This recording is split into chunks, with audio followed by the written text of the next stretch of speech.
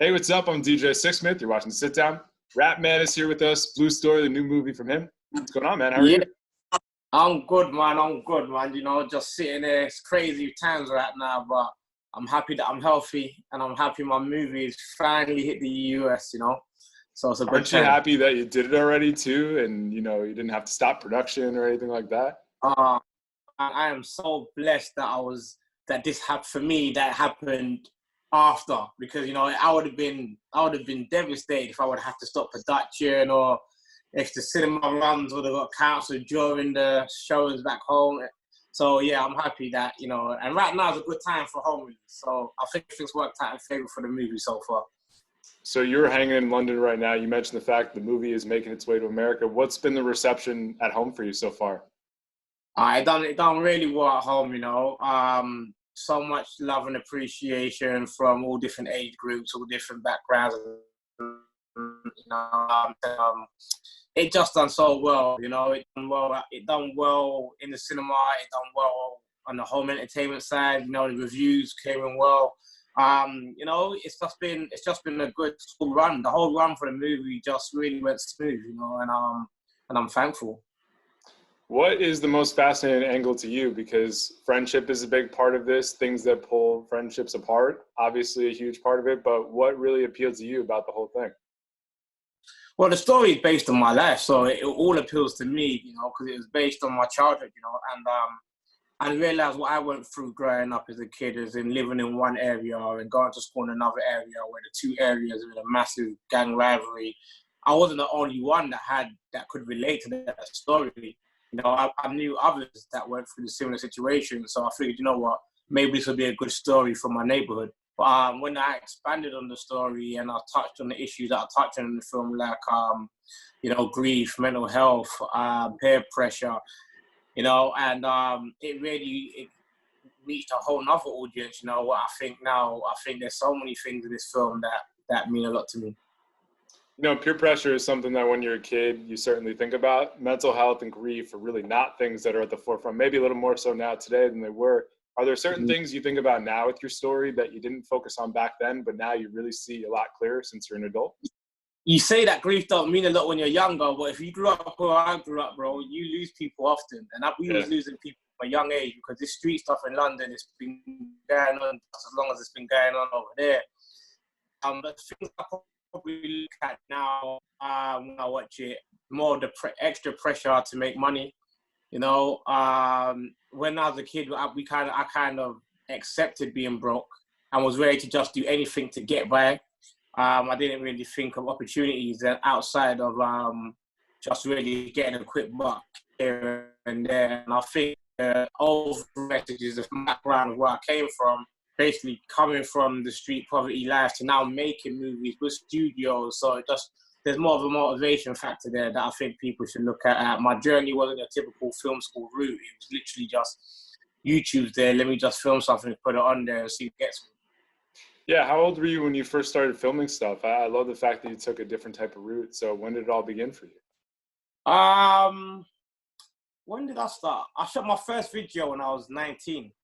I done a rap video and I just made my whole neighborhood come out and we shot it. We shot it over the space of 2 days and it was a fun experience. That was the first time my film sang like myself, like just me and my DP. And from then on, I just carried on doing it. And I was doing it for years and years and years and years to the point where I kind of figured, okay, this is really fun. It's not really making me any money. I'm not really earning a living off of it.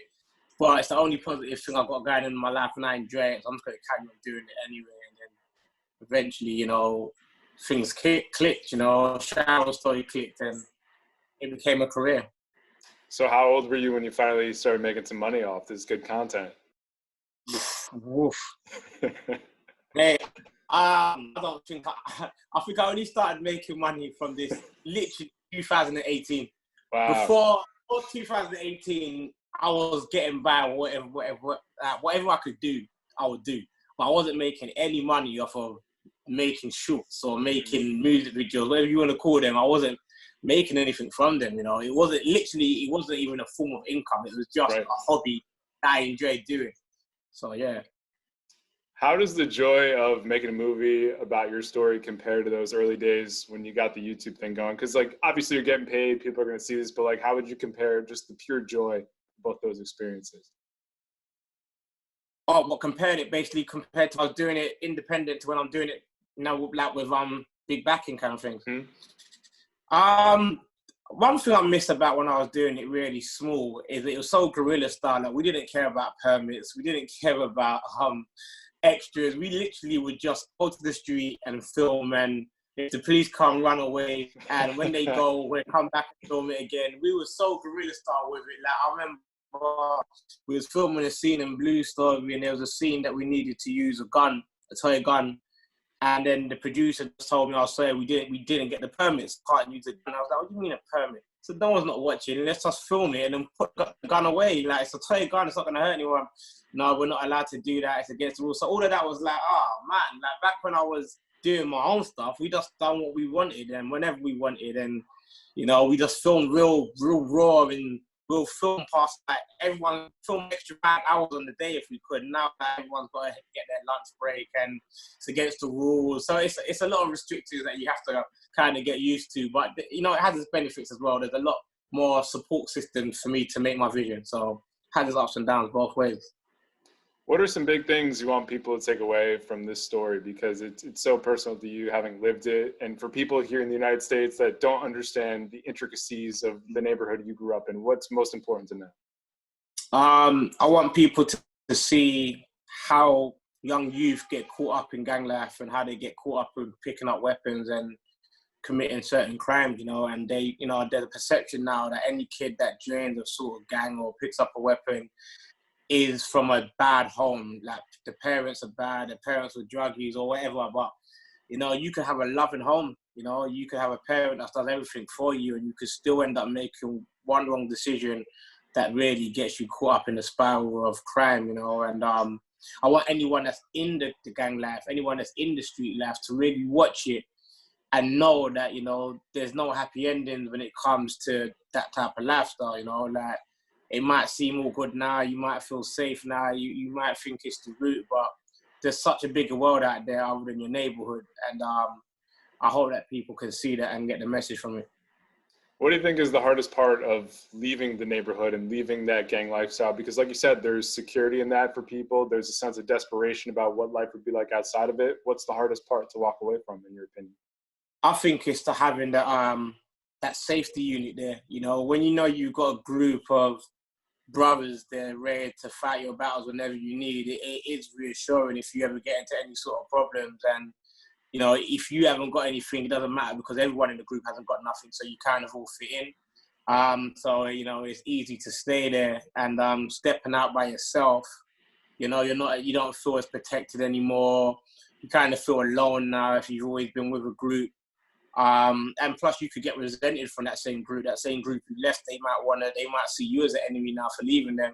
So it is a scary time, man. But once, I don't know how it is everywhere, but people get over things, so if you did decide to walk away from that group, it's only a matter of time before they just let it go and you can actually find something more positive to fill your time with. Well, I'm excited for people here to check it out. Rapman, thanks so much for jumping on. Stay safe, be healthy, and we'll talk to you later, all right? Man, see you soon. See ya.